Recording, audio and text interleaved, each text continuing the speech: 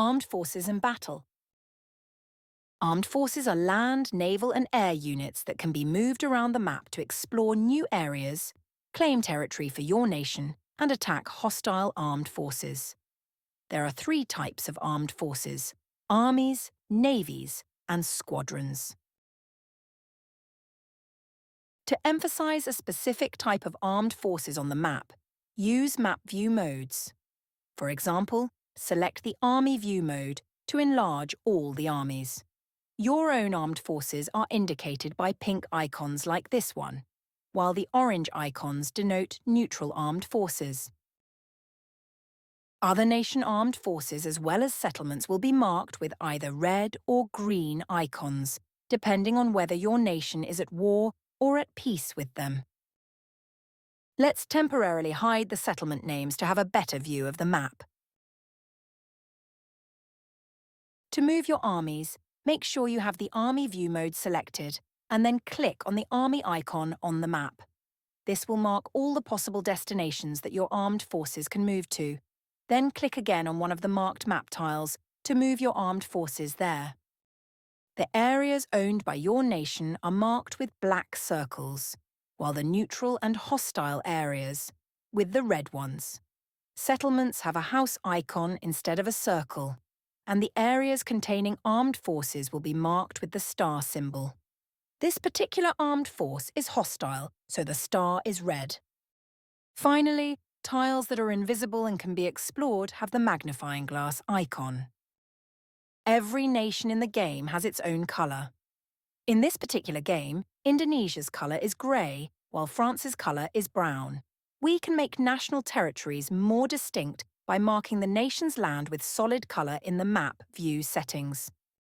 Let's move our army into this neutral land area and claim it for our nation. Claiming new land using armies is the main way to expand the nation's territory. Navies can also claim empty hostile tiles, but not the neutral ones. Another way to obtain land is using cultural influence, which we will discuss in the next tutorial. Let's now switch to the Navy View mode. There are no navies in sight, but we can repeatedly click the Navy View button to cycle through all our navies that can still move this turn. Let's move our navy to explore one of the invisible areas of the map. Claiming or exploring a new area or attacking enemies with armed force always consumes its remaining movement points for the turn, and you will have to wait until the next turn to move with that armed force again. The newly explored area is Coastal Tile, owned by France and containing an army. This army has a green icon since we are at peace with France. Note that in the Navy View mode, navies are maximised on the map, while settlements, suburbs, and armies are minimised. To maximise settlements and suburbs, select the Settlement View mode, and to maximise the armies, switch to the Army View mode. Armed forces on the map, marked in orange colour, are neutral armed forces that do not belong to any nation. Neutral forces include wolves, bears, and bandits in land areas, and pirates in the ocean.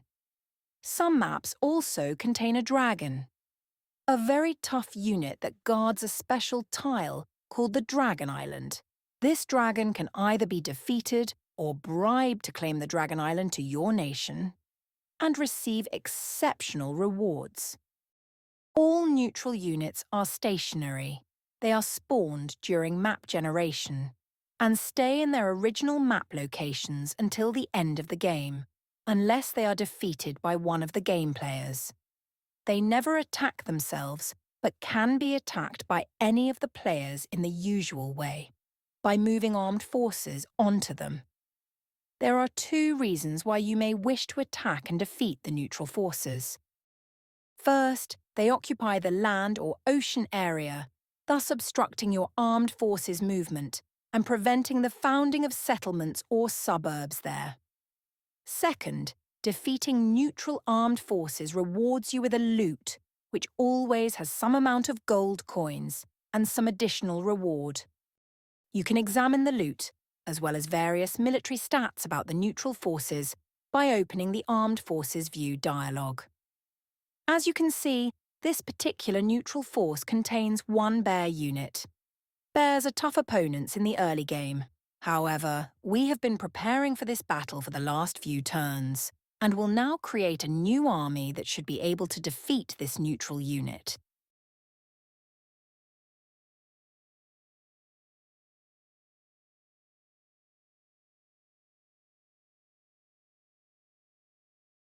Every armed force consists of one or more military units.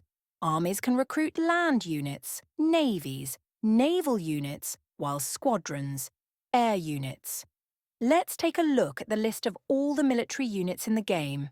At the start of the game, you can recruit scouts, clubmen, and bowmen to your armies. Later on, more advanced units such as swordsmen, cannons, and tanks can be unlocked. Naval units include scouting boats, galleons, and battleships. In addition, there are 4 civilian naval units, whose purpose is to extract resources from coastal and ocean areas, rather than fight in military battles. Fishing boats, fishing vessels, offshore platforms, and mining ships. Note that these civilian units still have to be recruited by the navies in order to make use of them.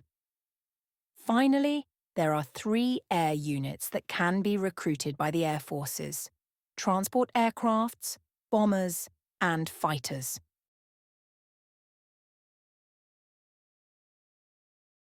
Each military unit has several parameters. Battle attack is unit damage in combat dealt to the enemy land units, that is, armies. Bombardment attack is damage dealt to naval units. During settlement siege, this is also damage dealt to the defending settlement's fortification. Air attack is damage dealt to the enemy air units. If a unit is defending inside the settlement during enemy siege, and the settlement has any fortification remaining, then the fortress retaliation is used to deal damage to the enemy land and naval units, instead of the normal battle or bombardment attack. Defense is incoming damage reduction rate. Any type of damage dealt to the unit during battle is divided by the unit defense value. Finally, speed is a maximum number of tiles on the map a unit can traverse during the turn. In other words, its maximum movement points. Each military unit also has 1 or 2 special abilities. For example, Clubman's special ability is that each Clubman unit increases armed forces damage dealt to wolves and bears by 10%. So the more Clubmen you have in the army, the larger damage bonus is applied in its battles against these animals, and therefore we will try to recruit as many Clubmen as possible to our army. Recruiting a military unit will typically require 1 or several citizens and some military equipment, weapons, armour, or ammunition. To recruit an army of clubmen, we will need 1 citizen, 1 club, and 1 leather armour for each of the clubman units.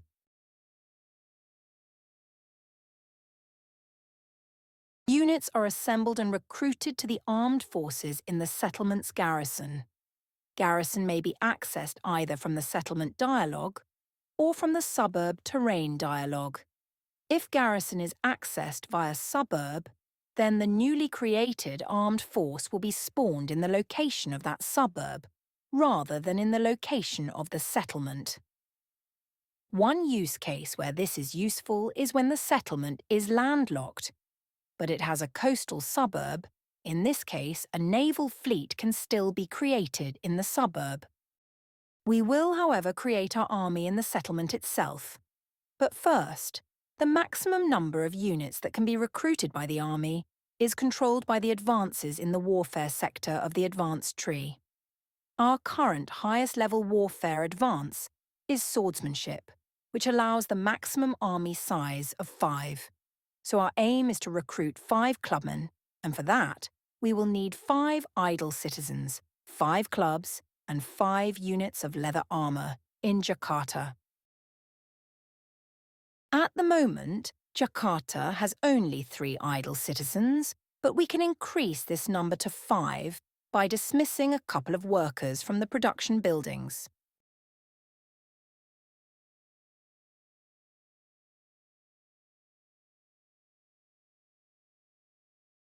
As for the equipment, we have been producing clubs and leather armour in the settlement for the last few turns, and now have the required amounts of it in stock.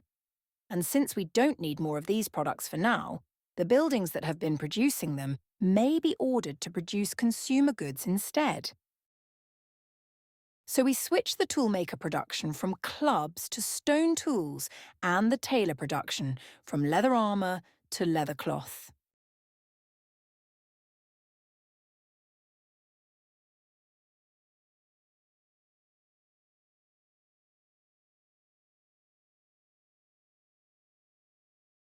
With that settled, we can move to the garrison, which is located under the last tab inside the settlement. Here, click the Create New Army button and select clubmen as units to recruit. Next, set their number to 5.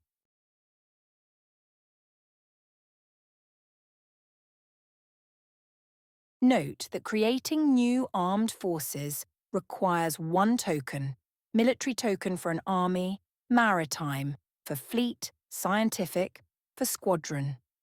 Finally, click the Recruit Units button to create the army. The newly created army resides in the garrison. Click the Army Management button to add more units to the army or upgrade or release the existing ones.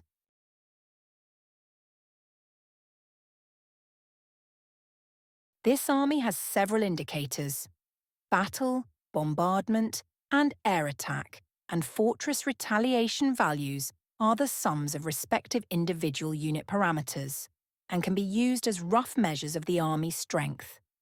Defense and speed indicators display the ranges of individual units' defense and speed values.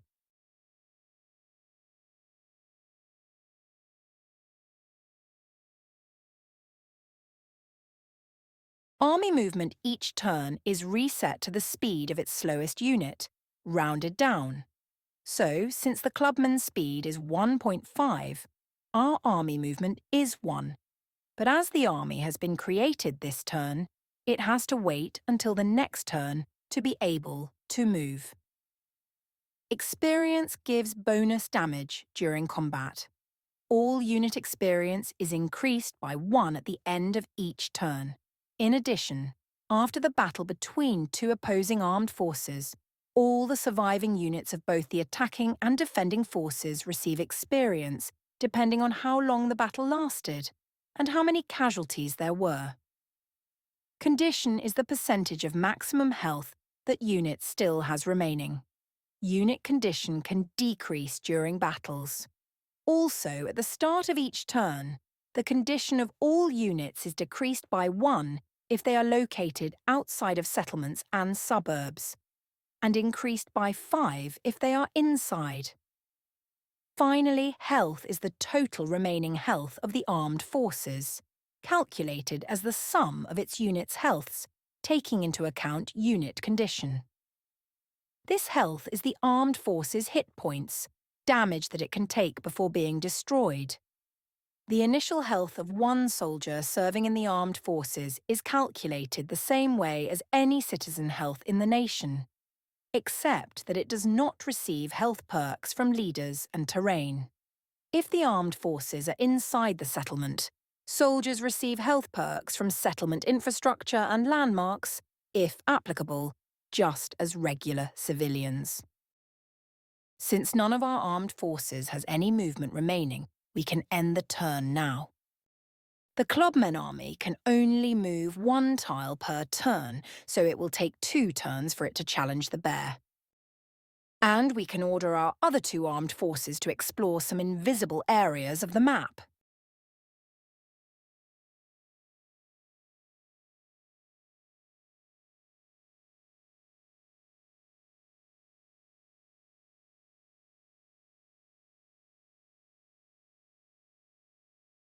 We need to end the turn again, so that our armed forces could replenish their movement points.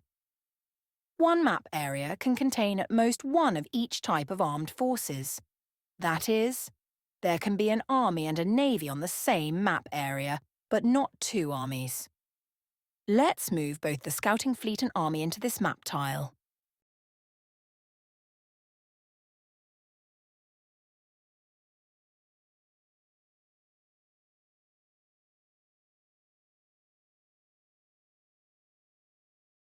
Now long-click the tile to open the terrain dialog. This army consists of 2 soldiers, while the fleet has 3 sailors, and since the fleet has higher soldier count, the army can be loaded into the fleet. Now the army is inside the fleet and cannot move on its own. However, once the fleet moves again, it will carry the army until it is unloaded. This way, armies may be transported over the ocean.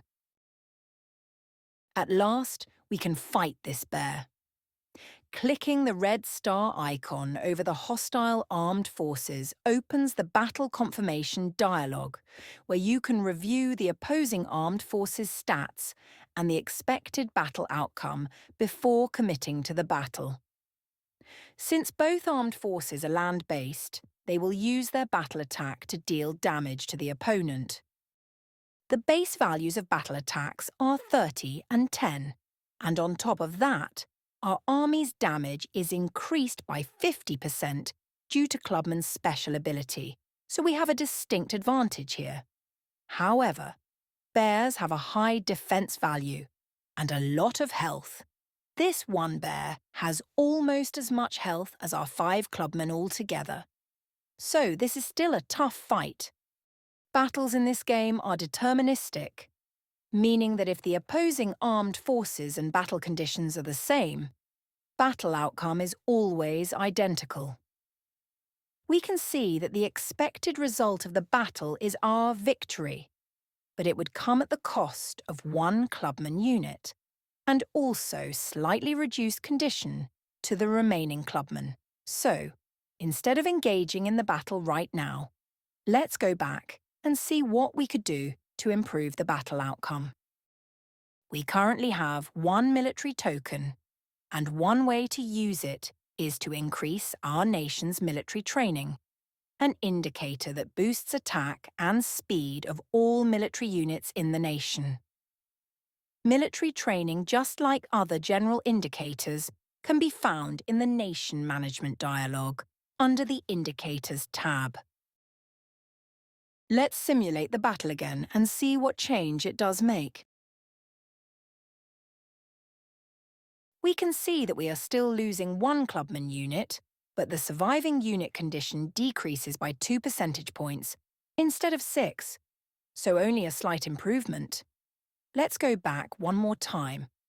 Before we do so, we can note that the health of our army is 114. We have 2 scientific tokens and enough gold coins in the treasury to research an advance in the life science sector. These advances govern the base health of the population. The current base health value is 23, but we can raise it to 30 by unlocking the anatomy advance.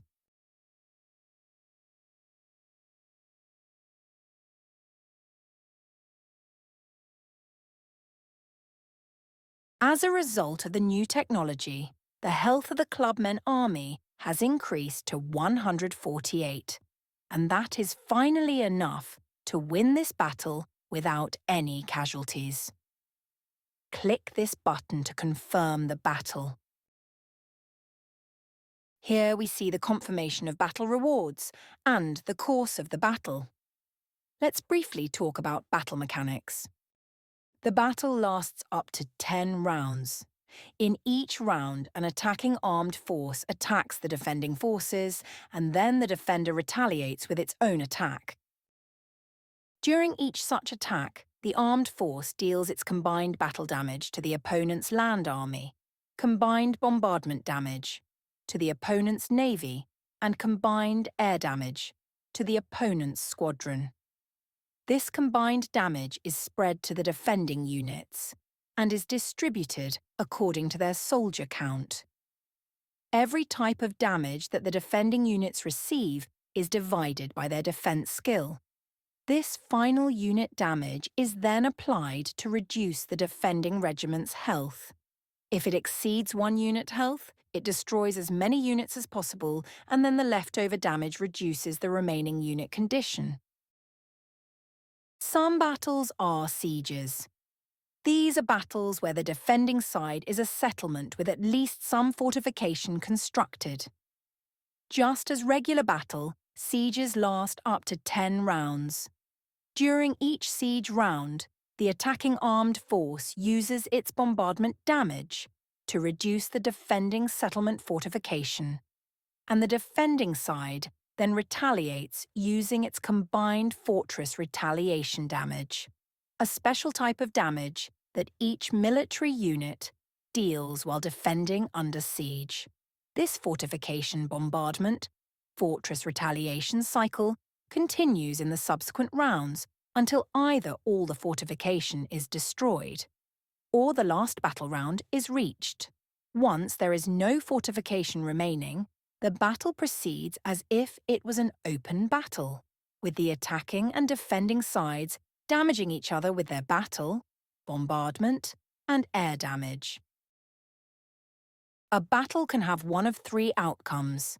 Victory is when the attacker defeats all the defending armed forces, moves into the defender map tile, and, if that tile is land, claims it for its nation. Defeat is when the attacking armed forces are destroyed and removed from the game. Finally, if both sides still have units remaining after 10 rounds of fighting, the battle outcome is undefined.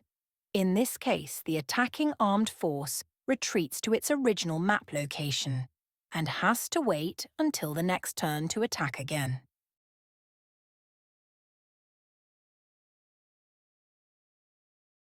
As you can see, our army has moved into the map area previously occupied by the bear, and this land now belongs to Indonesia.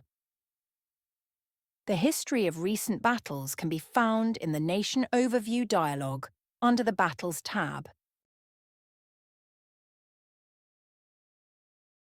One tab to the left, you can see all your armed forces and various stats about them.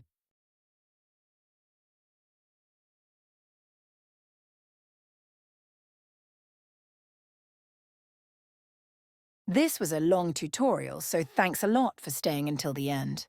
See you in the next one.